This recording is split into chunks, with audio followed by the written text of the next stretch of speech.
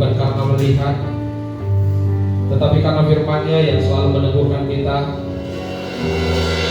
Kekuatan hidupmu hanya datang daripada Yesus. Terima kasih Bapak, terima kasih Roh Kudus. Ini hati kami, ini hidup kami. Layakkan kami ya Tuhan Yesus untuk datang ke dalam hadirat-Mu dengan penuh ucapan syukur. Kekuatan di hidupku, ku dapat di dalam-Mu. Kau teguhkan hatiku, tiada yang mustahil bagimu. Kekuatan di hidupku, ku dapat di dalam-Mu. Kau teguhkan hatiku, tiada yang mustahil bagimu. Sama ku percaya,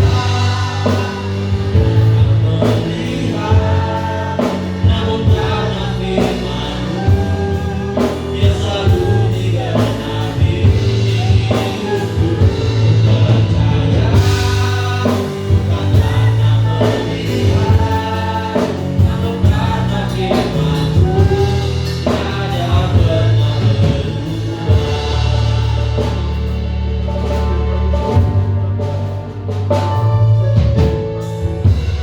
Kekuatan di hidupku,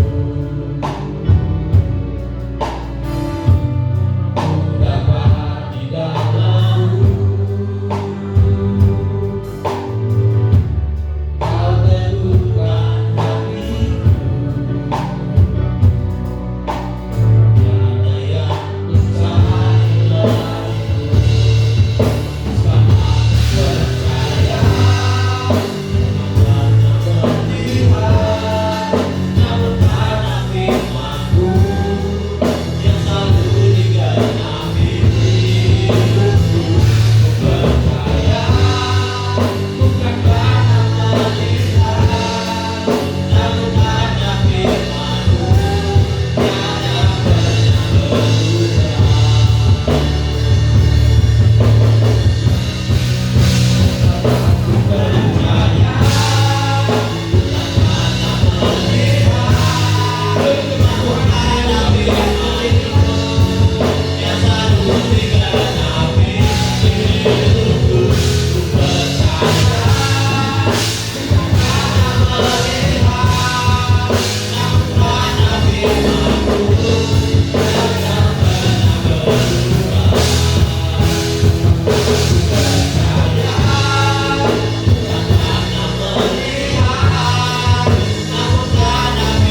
berubah. Percaya yang selalu digenapi hidupku. Percaya karena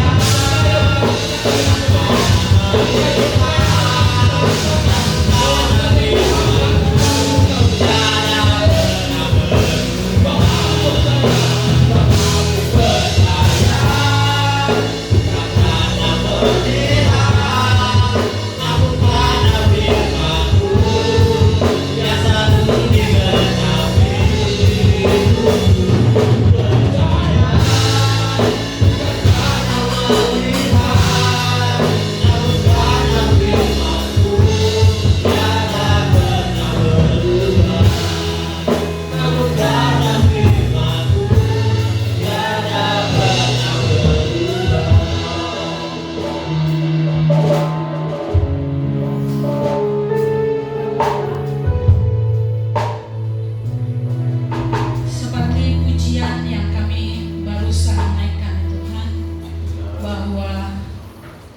Keyakinan kami tumbuh bukan karena melihat, tetapi karena firman-Mu.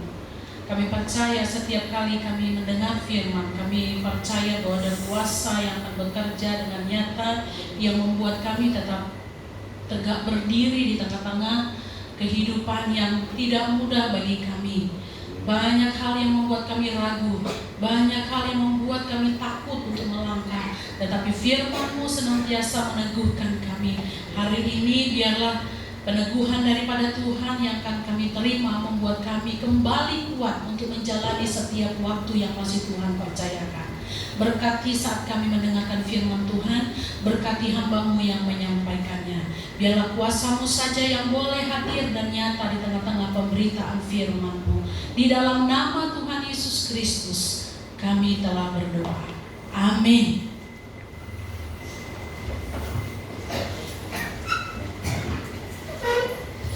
Shalom Bapak Ibu.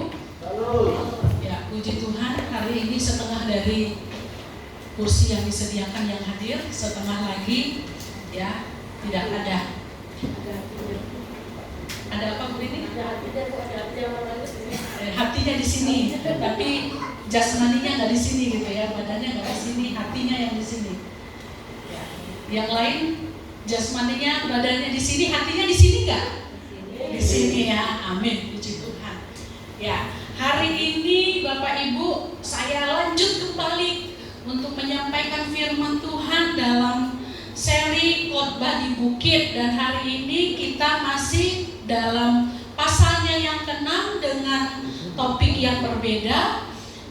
Kalau di Matius 6 itu judulnya hal kekhawatiran. Memang saya akan menyampaikan ya seputar hal ini, tetapi hari ini saya beri tema untuk firman yang mau saya bagikan adalah jangan kalah sama burung dan bunga. Ya, itu temanya, simpel, sederhana, tapi Bapak Ibu ini sedikit menyakitkan. Ya. Nah, Bapak Ibu yang dikasih oleh Tuhan, sepertinya sedikit aneh bila kita mau bersaing dengan hewan ataupun tumbuhan. Tapi perhatikan baik, dalam pasal 6 ayatnya 25 sampai 34. Saya tidak akan baca, kita nggak usah baca, tapi nanti perlahan-lahan selama firman Tuhan ini saya sampaikan, tentunya bagian-bagian ini akan kita baca. Ya, bagian ini pun mungkin sudah sangat sering kita baca dan mungkin kita sudah hafal. Kita nggak usah baca, tapi Bapak Ibu ya, kalau kita perhatikan pada bagian ini, Yesus sendiri dia menggunakan dua jenis ya contoh atau analogi, yaitu hewan dan tumbuhan sebagai perbandingan. Ayatnya yang ke-26 sama 28 dikatakan, pandanglah burung di langit yang tidak menabur dan tidak menuai dan tidak mengumpulkan bekal dalam lumbung, namun diberi makan oleh Bapamu yang di sorga. Bukankah kamu jauh melebihi burung-burung itu? Ayatnya yang ke-28. Dan mengapa kamu khawatir akan pakaian? Perhatikanlah bunga bakung di ladang yang tumbuh tanpa bekerja dan tanpa memintal. Lanjut ke 29. Namun aku berkata kepadamu, Salomo dalam segala kemegahannya pun tidak berpakaian seindah salah satu dari bunga itu. Nah, kita perhatikan Bapak Ibu, Tuhan Yesus mengucapkan hal ini bukan maksudnya merendahkan kita sebagai manusia. Kita ya sebagai manusia ini adalah ciptaan yang paling mulia, dan kita harus betul-betul yakin itu. Dari seluruh ciptaan yang ada, manusia memiliki ya kualitas ciptaan yang paling terbaik, dan manusia ini mendapat tempat yang luar biasa di hati Allah. Itu sebabnya Tuhan datang ke dunia ini bukan untuk ciptaan lainnya, tapi Tuhan datang mati ya bagi kita manusia. Itu sebabnya saya katakan ketika Yesus mengatakan ini bukan berarti Yesus sedang merendahkan kita sebagai manusia, ya, tidak sama sekali. Tapi justru hendak memberikan sebuah strom atau sentakan.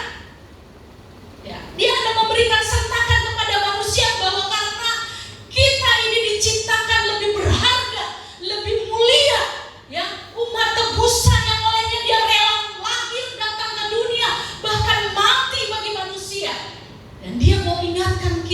dia mau sentak kita, dia mau sentil kita. Dia ingatkan kita, jangan sampai kita kalah dengan hewan dan tumbuhan. Nah, Bapak Ibu, tragis sekali karena tandingan kita di sini bukan jenis makhluk yang sangat luar biasa, tapi jenis makhluk yang sangat lemah. Burung pipit, namanya pipit ya. Burung pipit itu kecil. Bahkan burung pipit ini adalah tergolong jenis burung ya yang liar, di mana harganya selain liar ya, memang dia tidak tidak dicari-cari, tidak ada orang khusus ya mencari burung pipit untuk dipelihara ya. Ini yang dipelihara adalah burung beo, burung apa lagi? Saya nggak tahu jenis burung-burung, ya kan? Pak kan ketawa saya ngomong, ya kan? Nah, jadi ini bukanlah jenis burung yang istimewa. Ini jenis burung yang sangat lemah, ya, rentan dan bahkan murah. Tapi Bapak Ibu, kita disuruh belajar dari mereka, ya, dari burung pipit. Kenapa nggak disuruh saja kita belajar dari singa, ya gitu ya? Tandingannya lebih bergengsi, begitu ya. Nah, kita disuruh memandang, katanya, pandanglah bunga bakung, bunga bakung ya. 28. Perhatikanlah bunga bakung di ladang.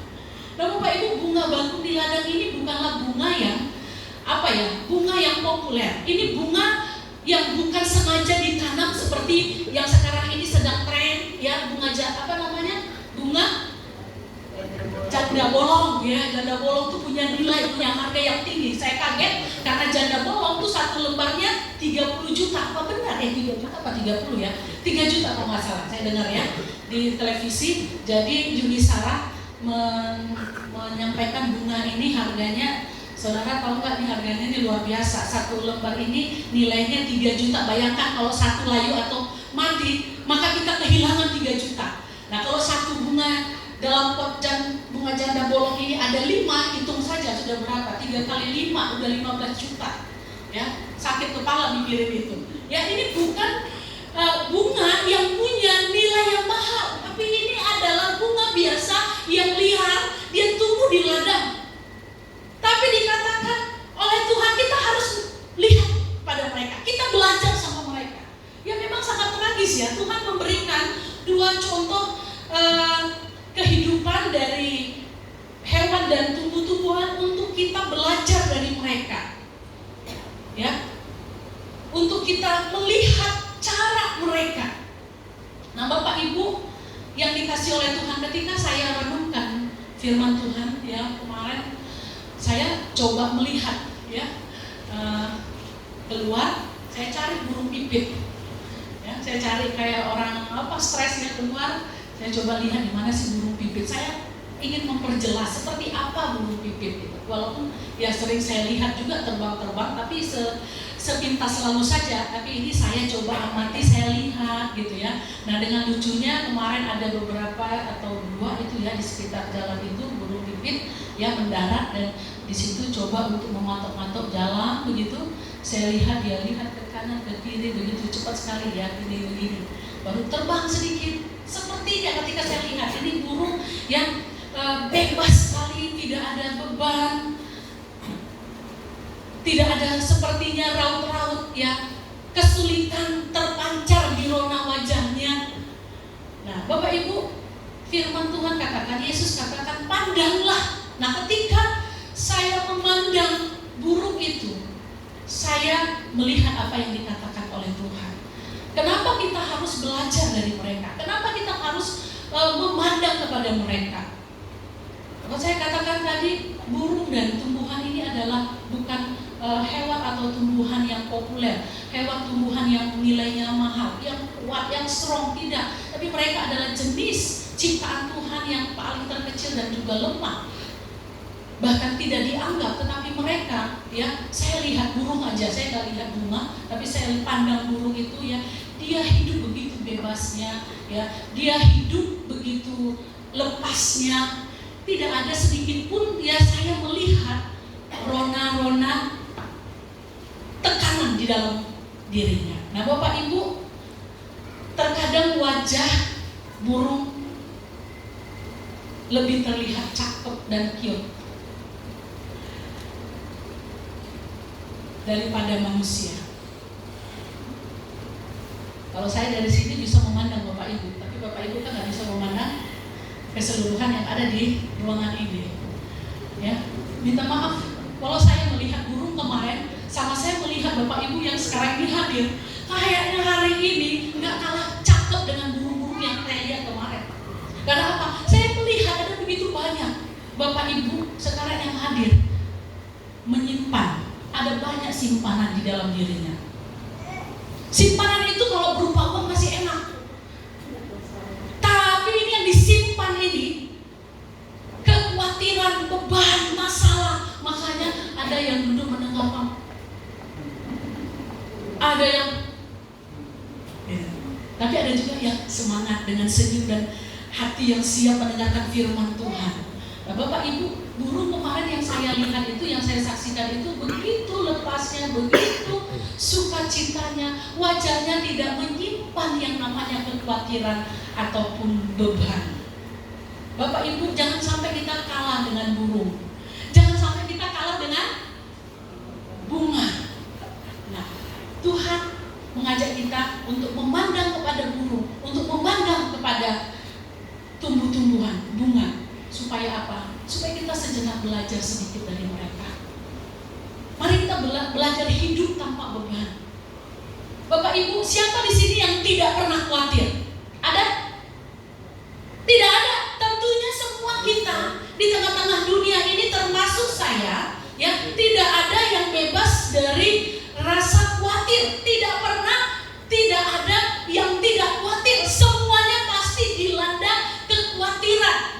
Jangan bilang saya sebagai pendeta tidak ada rasa khawatir. Tentu saja ada. Apalagi Bapak Ibu, saya yang sudah mengingat usia kepala 42. Ya saya bilang, usia saya ada 2.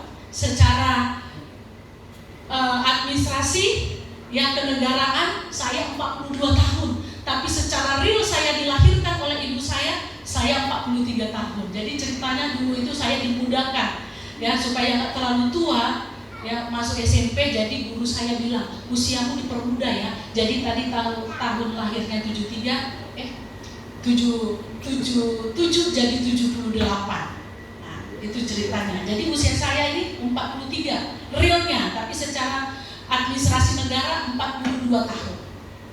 Saya mulai merasa, apalagi dengan tambahnya lagi yang munculnya penyakit di sana sini. Ya, sudah mulai terasa pinggangnya encok, kakinya keram-keram dan lain sebagainya. Kita mulai khawatir Bapak Ibu. Waduh, bagaimana besok ya? Apakah aku bisa mencapai umur 70 tahun dengan kondisi fisik yang bagus seperti nenek Tang Lenyo? Aduh, bagaimana ya besok anakku si Nadine? Aduh, bagaimana ya besok hidupku dan lain sebagainya. Kita dirundung rasa khawatir yang sangat luar biasa. Kekhawatiran memang Bapak Ibu itu ya dialami. Jangan kira bahwa saya tidak mengalami itu. Kita semuanya khawatir tentang kehidupan kita. Tapi hari ini saya mau katakan kepada kita semuanya bahwa kita tidak boleh khawatir. Saat ini kita disuruh ya memandang kepada burung dan juga kepada bunga. Bagaimana mereka hidup tanpa beban. Nah, Bapak Ibu yang dikasih oleh Tuhan, secara psikologis kekhawatiran adalah keadaan yang emosi seseorang yang sedang sakit. Saya katakan tadi kita tidak boleh khawatir. Alasan pertama Bapak Ibu, orang khawatir itu menunjukkan keberadaannya sebagai seorang yang sedang mengalami sakit. Nah, orang yang khawatir itu seringkali diikuti oleh ketegangan sistem urat syaraf karena takut terhadap bahaya yang imajinatif. Imajinatif ini maksudnya apa? Yang imajinatif ini maksudnya sesuatu yang dibayangkan tetapi tidak terjadi atau belum terjadi, tapi dia sudah membayangkan sesuatu. Itu masih ada di dalam area otaknya saya.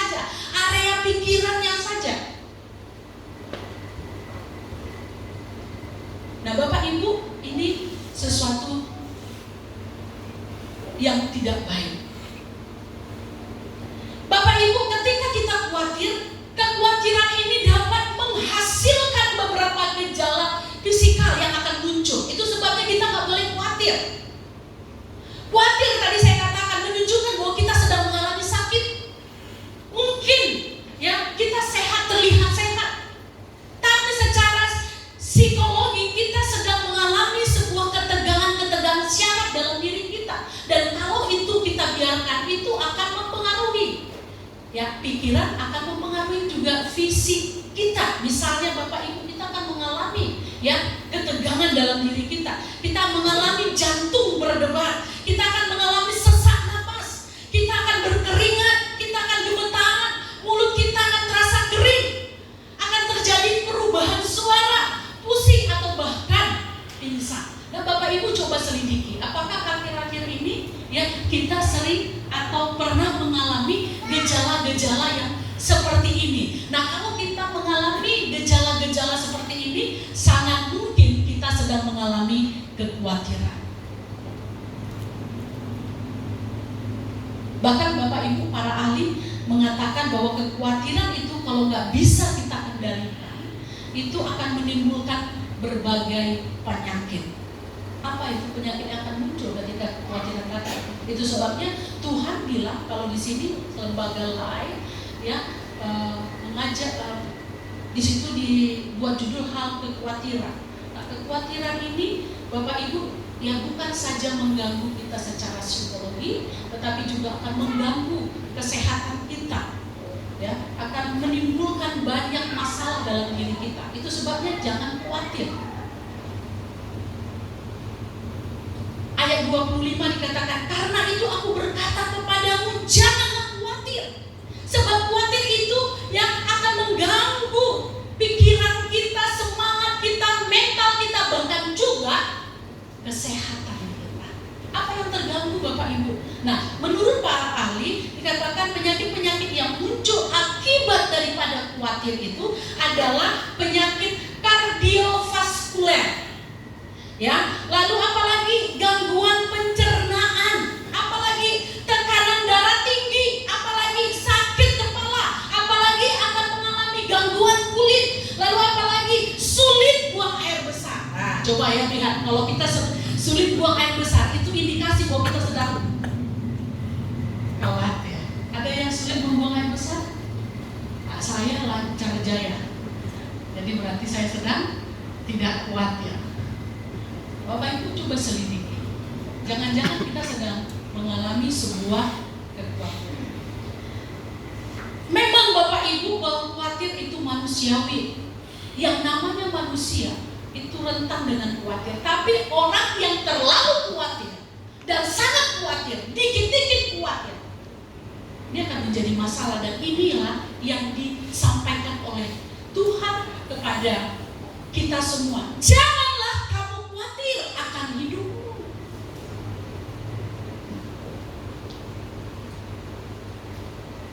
Selain Bapak Ibu, kekhawatiran akan menyebabkan berbagai masalah dalam tubuh kita, gangguan jiwa dalam diri kita. Tapi Bapak Ibu, yang paling tragis adalah bahwa ketika kita khawatir, ya, kekhawatiran itu berkembang biak bahkan di dalam hidup kita. Itu sudah menyebabkan kita menjadi berdosa. Firman Tuhan dalam ayatnya yang ke-30 dikatakan yang paling akhir, ya. Saya akan baca aja saya ayat 30. Jadi jika demikian Allah mendandani rumput di ladang yang hari ini ada dan besok dibuang ke dalam api, tidakkah ia akan terlebih lagi mendandani kamu, hai orang yang kurang percaya. Bapak Ibu, ketika kita khawatir, itu menandakan bahwa kita tidak mempercayai Allah. Tidak mempercayai Allah itu adalah dosa. Ketika kita khawatir, apa yang akan kita makan, apa yang kita akan minum, apa yang akan kita pakai, apa yang akan kita hadapi di masa depan, khawatir akan siapa jodoh kita, khawatir akan seperti apa anak-anak kita ke depan, khawatir khawatir dengan suami kita, khawatir dengan istri kita, khawatir. Nah, Bapak Ibu, kita sedang menunjukkan bahwa kita tidak percaya Tuhan. Jadi khawatir bukan saja mengakibatkan penyakit fisik, tetapi juga menimbulkan penyakit mental, jiwa, dan juga menimbulkan dosa. Satu kali kita khawatir, maka dosa kita bertambah. 2 kali kita khawatir, maka dosa kita bertambah. 3 kali kita khawatir, maka bertambah terus dosa yang kita timbun dalam kehidupan. Nah, Bapak Ibu, jangan kira bahwa khawatir itu hal yang sepele, hal yang biasa, nggak apa-apa, nggak mempengaruhi keselamatan. Itu akan mempengaruhi keselamatan. Ketika engkau tidak percaya kepada Tuhan dengan mengkhawatirkan segala hal, itu menunjukkan bahwa engkau tidak percaya Tuhan. Orang yang tidak percaya Tuhan tidak mendapat bagian dalam kerajaan Allah. Nah, sekarang Bapak Ibu, apa yang dikatakan oleh Tuhan Yesus dalam khotbahnya di atas bukit, agar kita terhindar dari khawatir yang berlebihan, agar kita tidak kalah dengan burung dan bunga bakung. Kita bisa hidup bahagia, kita hidup tanpa tekanan.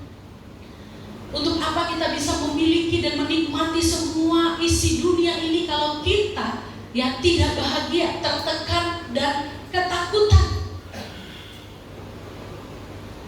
Bapak Ibu, tidak kebetulan bahwa topik tentang kekhawatiran ini dibahas setelah tentang hal mengumpulkan harta. Kenapa seseorang mengumpulkan harta bagi dirinya? Karena khawatir, karena takut. Makanya di awal pada perikop ini ayat 25 itu, karena itu aku berkata, jangan khawatir.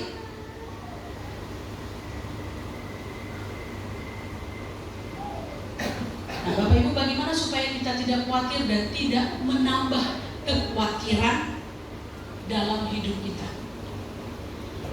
Saya katakan bukan tidak bisa kita khawatir. Tentu kita semuanya tidak tidak bisa tidak khawatir. Tetapi tingkat kekhawatiran kita ini jangan sampai melebihi batas di mana kita sepertinya meragukan Tuhan.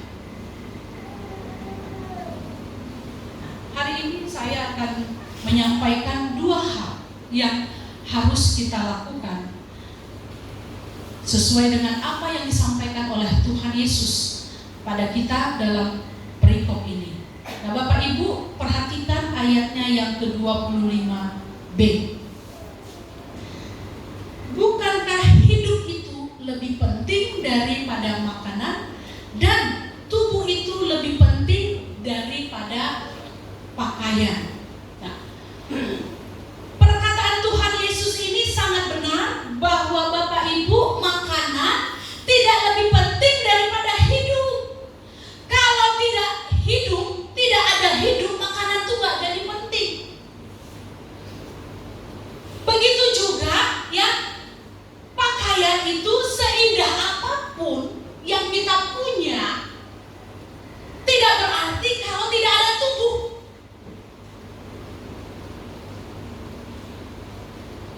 Coba dipahami dulu di sini. Apa yang mau Tuhan sampaikan dari kalimat yang sangat sederhana ini? Bukankah hidup itu lebih penting daripada makanan, dan tubuh itu lebih penting daripada pakaian? Makanan tidak menjadi penting ketika hidup kita tidak ada atau kita tidak hidup. Pakaian tidak akan menjadi penting kalau kita nggak punya tubuh. Mau kemana kita pakaikan baju yang indah itu? Nah, apa yang mau Tuhan sampaikan melalui kalimat yang sangat sederhana ini? Nah, saya coba renungkan. Nah, Bapak Ibu, ini yang pertama. Dia mau sampaikan kepada kita, hidup ini simpel, jangan dibuat rumit.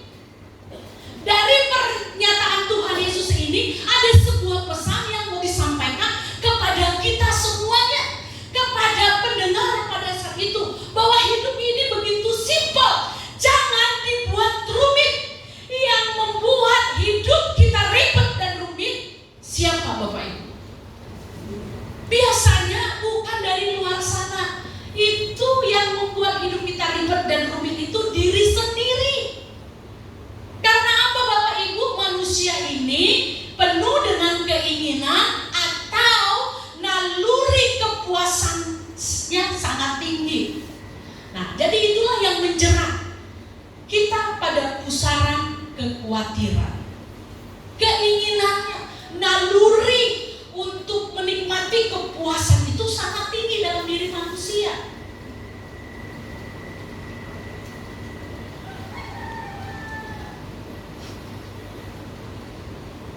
Karena Bapak Ibu, kalau hanya untuk masalah makan, masalah pakaian, masalah minuman, maka masalah sandang, papan dan lain sebagainya. Kalau Tuhan katakan ya, masalah kebutuhan dasar manusia, kita nggak usah takut. Pandang buruh, pandang bunga. Apakah mereka melakukan sesuatu yang berat dalam hidup mereka? Mereka bekerja, mencangkul dan lain sebagainya. Mereka bersusah payah siang dan malam. Kalau hanya untuk kebutuhan dasarmu, Tuhan pasti pelihara, Tuhan pasti cukupkan. Tidak akan ada sehelai rambut itu akan jatuh tanpa seizin Allah. Itu artinya tidak akan mungkin ya kita manusia yang berharga di matanya dibiarkan Tuhan mati saat kelaparan.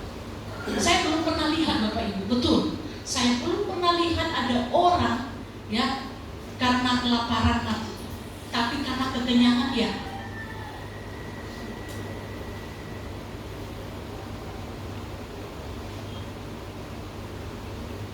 Tuhan pasti pelihara, apalagi kita orang percaya Bapak Ibu.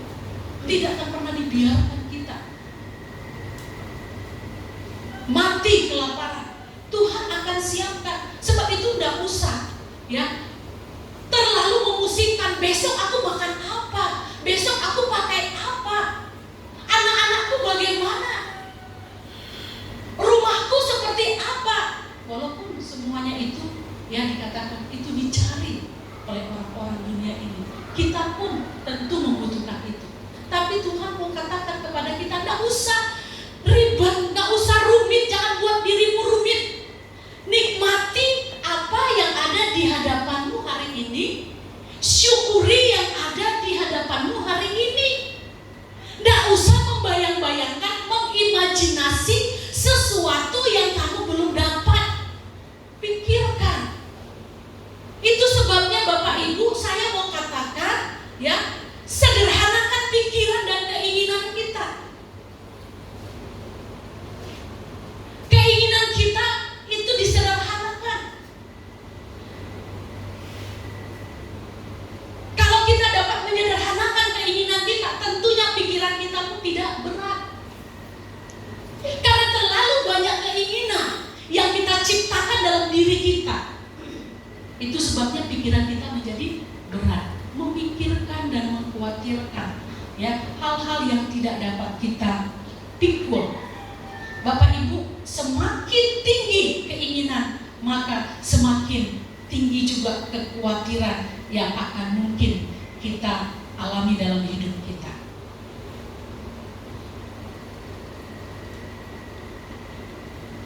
Bapak Ibu yang dikasihi oleh Tuhan, belajarlah puas dengan apa yang Tuhan berikan hari ini.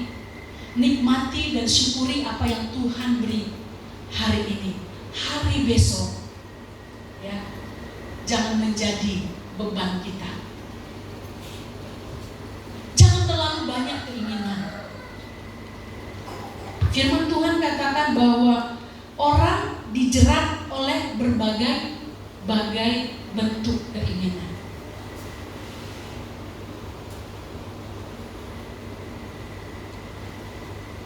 Apa nggak boleh kita punya keinginan? Boleh. Tapi firman Tuhan katakan, sederhanakan saja keinginanmu. Nggak usah muluk-muluk.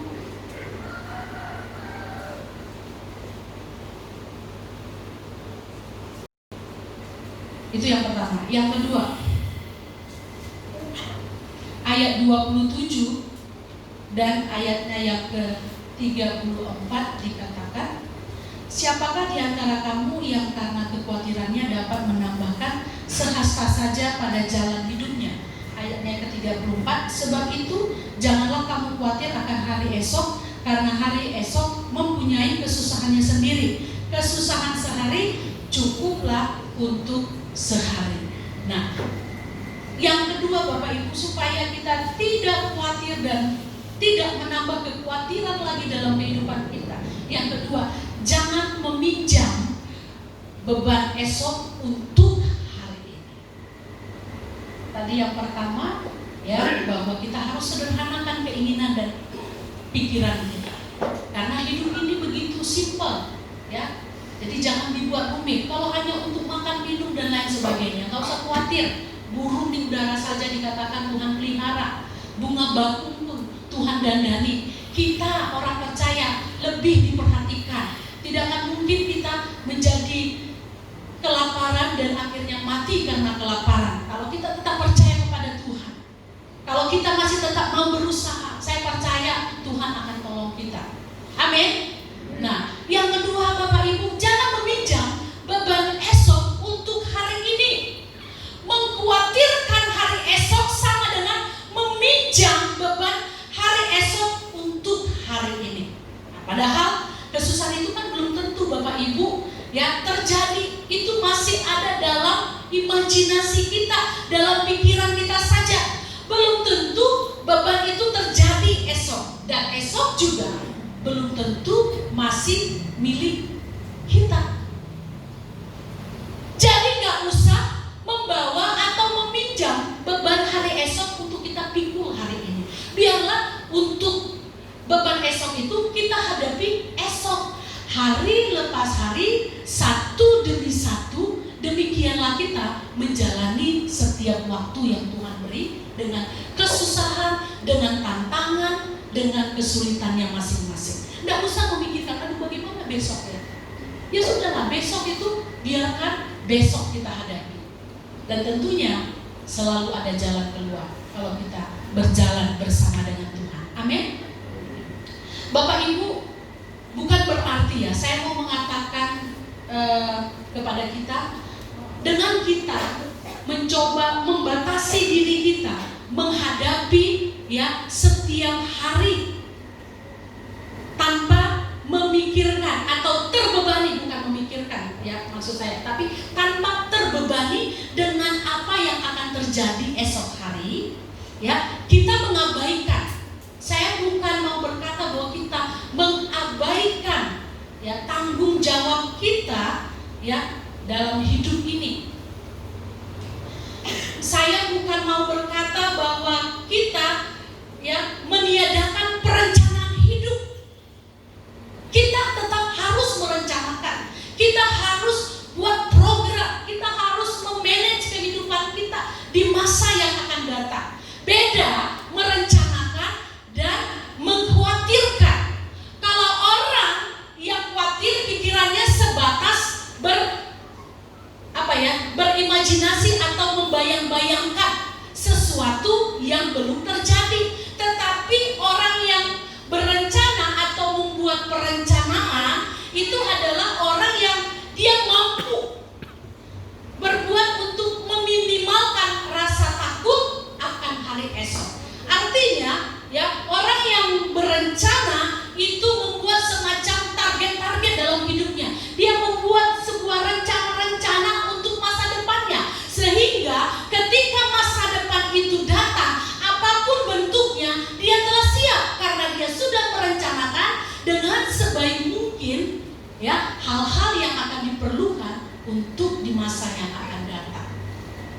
Nah, jadi Bapak Ibu khawatir tidak memberikan solusi.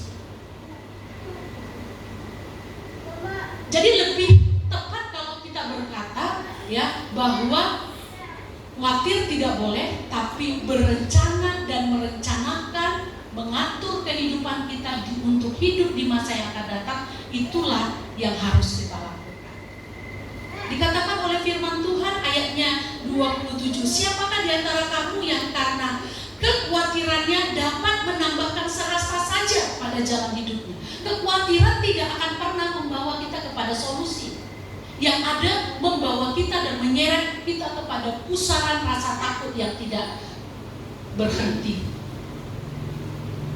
Daripada kita khawatir, maka cobalah untuk memikirkan, ya, cobalah untuk menata mulai dari sekarang. Apa yang harus saya buat? Buat perencanaan, bukan khawatir. Ya, buat perencanaan, bukan khawatir. Jadi artinya Bapak Ibu jangan khawatir, ini bukan berarti kita leha-leha, udahlah kayak burung aja, burung bebas yang makan, udah nanti hari ini kita makan di sana, besok saya makan di sana, terus hari Rabu saya makan di sana, kita keliling cari makan. Bukan begitu juga, itu konyol namanya.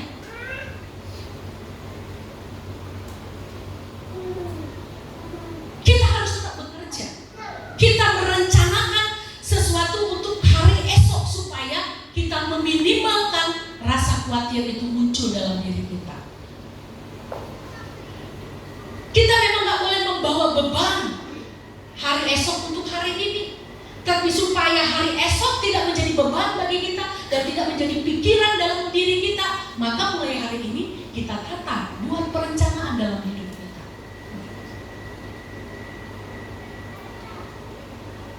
Ketika kita dapat berkah hari ini, jangan semua habiskan untuk makanan. Jangan semua habiskan untuk hal-hal yang tidak penting. Saya percaya juga seperti burung-burung, ya, tidak setiap hari ya makanan itu bisa tersedia ketika dia butuh. Kalau musim hujan, bagaimana dia bisa terbang dengan bebasnya dan mencari makanan? Dulu waktu ini belum ditutup, di sini ada horden, ya. Biasanya di sini tuh kalau kita bongkar gitu sekali seminggu pasti banyak kotoran burung, bukan kotoran burung tapi sarang burung. Jadi burung ini ternyata ya setiap hari pada saat dia masih dalam keadaan yang baik bisa mencari makanan, dia juga menyimpan makanannya dan menyimpan sesuatu yang baik untuk di masa yang akan datang. Di sini dia buat sangkar, ya dia ciptakan pondokannya di sini di depan ini. Nah, Bapak Ibu, ketika kita ada di dalam suasana dan situasi yang baik, ya kita harus juga bijak. Jangan ketika kita ada berkat, wah habis, udah itu setelah habis kita mulai khawatir lagi, besok aku makan apa? Ini konyol Bapak Ibu. Ketika kita diberkati, ya maka bijaklah, buatlah, ya susunlah perencanaan supaya apa? Kita bisa meminimalkan, ya ketakutan untuk hari esok. Kalau hari ini kita sudah merasa bahwa ada sesuatu yang kita simpan, tentunya kita kan nggak khawatir lagi besok aku makan apa, karena apa? Sudah ada yang kita simpan. Tapi kalau sekarang kita begitu diberkati, apa-apa yang kita lihat oleh mata kita, ada tupperware kita beli, iya kan? Ada bunga janda bolong harganya mahal pun kita beli, padahal kita nggak butuh dengan janda bolong itu karena kita hanya ikut tren saja. Saya heran Bapak Ibu, saya bilang tuh, ya minta maaf ya, stres tuh orang-orang tuh yang beli bunga dengan harga yang begitu mahal. Kemarin anak kita Rahel bilang begini, Bu, itu bunga-bunga Ibu dapat dari mana Ibu beli ya? Aduh, kalau kalau bisa jangan sampai keluar uang hanya untuk bunga. Tapi ya kemarin tuh puji Tuhan ada orang tua baik-baik bawa bunga, ya beberapa bulan yang lalu, dan itulah yang kita tanam di sini. Nah ini adalah pemberian orang-orang tua. Ibu tahu Bu, bunga itu harganya mahal Bu, aku jual bunga. Terus bagaimana? Kamu mau beli bunga? Boleh. Saya jual murah-murah saja, 100.000 satu pot. Saya bilang, kalau 100.000 satu pot ya kaya saya nanti ya. Nah Bapak Ibu, hari-hari ini ada orang membeli untuk sesuatu yang saya rasa itu tidak begitu penting, tapi dipaksakan untuk dibeli, ya, mengikuti tren dan gengsi dan lain sebagainya. Hari-hari ini ada orang begitu gilanya dengan brand sesuatu gitu ya. Nah, ini Pak Tan kemarin belanja, saya yang kejut-kejut bilang, aku udah beli jas ya. Waduh Tuhan, gimana nih beli jas? Kalau bisa, kalau saya jas itu yang penting bisa dipakai dan kita terlihat cantik dan ganteng. Ya, beda kelas mungkin dengan saya ya. Saya kan kelas menengah ke bawah dan Bapak mungkin selera kelas menengah atas. Beli jas yang saya pikir biasa, Pak, itu kalau di mall jatuh 50.000 Pak. Saya bilang, Bapak beli ini harganya waduh fantastis bagi saya bilang begitu. Bapak biasa, tapi udahlah suami senang bagaimana udah saya sekali kalau ada masalah. Tapi kalau sempat itu terus-terusan, Bapak Ibu sakit jiwa saya kan begitu. Nah, tapi ada banyak orang gila Bapak Ibu. Saya lihat ini berapa? Ini harganya 2 juta. Hah? Kaget. Seperti kemarin itu saya beli sendal.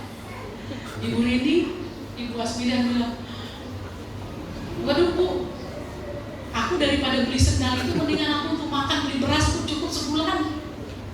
Ya, bukan saya mau foya-foya, tapi saya punya kesehatan terganggu untuk sesuatu yang kita perlukan tidak jadi masalah. Tapi kadang-kala ada orang begitu memaksakan diri, dia nggak bisa tapi bisa-bisakan. Dia nggak mampu tapi mampu-mampukan. Marah hutang ya berhutang lah, yang penting aku bisa beli yang aku suka. Ini banyak orang begitu hari-hari. Terus akhirnya besok makan mulai bingung. Makanya khawatir tentang hari esok. Kenapa bisa khawatir untuk hari esok? Karena hari ini udah dihabiskan. Itu sebabnya kita perlu buat perencanaan. Ya, amin. Kalau hanya untuk menutup badan kita ini aja Bapak Ibu nggak usah cari yang mahal-mahal. Yang penting bisa menutup badan kita. Ya kelas saya emang mungkin kelas monja. Yang penting saya bisa pakai. Tapi ada orang begitu bangganya, oh ini aku beli di mall ini, kok tahu berapa ini harganya, dia begitu bangganya bisa menyampaikan. Oh, kemarin saya ketemu sama teman saya dengan bangganya, tahu nggak ini harganya berapa? Biasanya kalau kita reunian, kadang-kadang kita berlomba-lomba untuk pamer siapa yang paling sukses. Dalam hati saya ketawa saja. Ya, tahu nggak ini harganya berapa? Ada orang yang lebih kaya lagi, nggak kayak tahu gitu. Bapak Ibu yang dikasih oleh Tuhan, kita nggak usah malu Bapak Ibu. Ya, tampillah apa adanya. Amin. Supaya kita ini nggak jadi ribet mikirkan hari esok. Amin. Amin. Sederhanakan saja hidup kita ini. Kita perlu belajar dari pemimpin kita ya, Pak Jokowi. Bisa nggak dia beli baju yang mahal-mahal? Bisa. Bisa nggak dia beli sepatu yang mahal-mahal? Bisa, tapi kita lihat betapa ya kehidupannya begitu sederhana dan itu membuat kita terberkati, menginspirasi. Nggak usah untuk terlihat hebat, sukses, kita sampai memaksakan diri, sampai berhutang-hutang yang akhirnya menimbulkan kekuatan. Jadi jangan khawatir. Bapak Ibu yang dikasih oleh Tuhan, ini 2 pesan firman Tuhan hari ini yang saya bagikan kepada kita semua. Jangan kita khawatir, karena ketika kita khawatir itu akan hanya merugikan diri kita. Ya, kita akan sakit secara fisik, sakit secara mental, bahkan kita berdosa. Daripada kita yang menyiksa diri dengan berbagai rasa kekhawatiran yang seharusnya itu tidak perlu muncul dalam pikiran kita. Nah, hari ini ya firman Tuhan mengatakan hidup ini begitu simpel, jangan dibuat ribet. Ya, sederhanakan pikiranmu, sederhanakan keinginanmu, supaya kau tidak terbebani untuk apa yang akan terjadi di hari yang akan datang. Dan jangan bawa beban hari esok untuk hari ini. Itu sebabnya buat perencanaan dalam hidupmu supaya engkau tidak terbebani dengan apa yang akan terjadi di hari yang akan datang. Amin. Puji nama Tuhan. Kiranya kita bertambah hikmatnya dalam hidup ini. Memang setiap kita orang yang percaya akan Tuhan pelihara, akan Tuhan berkati senantiasa. Tidak dibiarkan kita mati kelaparan, tidak dibiarkan orang-orang percaya meminta-minta roti. Tetapi sebagai orang percaya pun kita harus memiliki hikmat, roh kebijaksanaan dalam hidup ini. Kita harus tata diri kita, kita harus buat perencanaan dalam diri kita. Jangan karena kita anak Bapa, jangan karena kita ini anak Tuhan Yesus, lantas kita berpikir nanti pasti disiapkan, nanti pasti disediakan. Itu tidak akan turun dari langit kalau kita nggak buat perencanaan yang baik dalam hidup kita, sehingga Bapak Ibu, hidup kita tidak menjadi beban, juga tidak menjadi batu sandungan. Ketika kita membuat beban ya kepada orang lain dengan meminta, meminjam, dan menyulitkan orang-orang di sekitar kita, sudah membuat kita tidak menjadi berkat bagi orang lain. Nah, tunjukkan bahwa kita ini adalah anak-anak Tuhan. Kita punya roh kebijaksanaan. Buat perencanaan dalam hidup kita. Amin.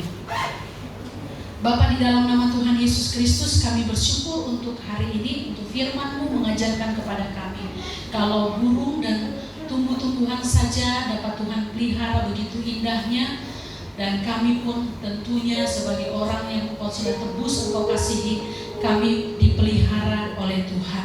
Untuk itu Tuhan tolong kami supaya kami tidak ada di dalam pusaran kekhawatiran yang semakin hari bertambah-tambah dalam diri kami.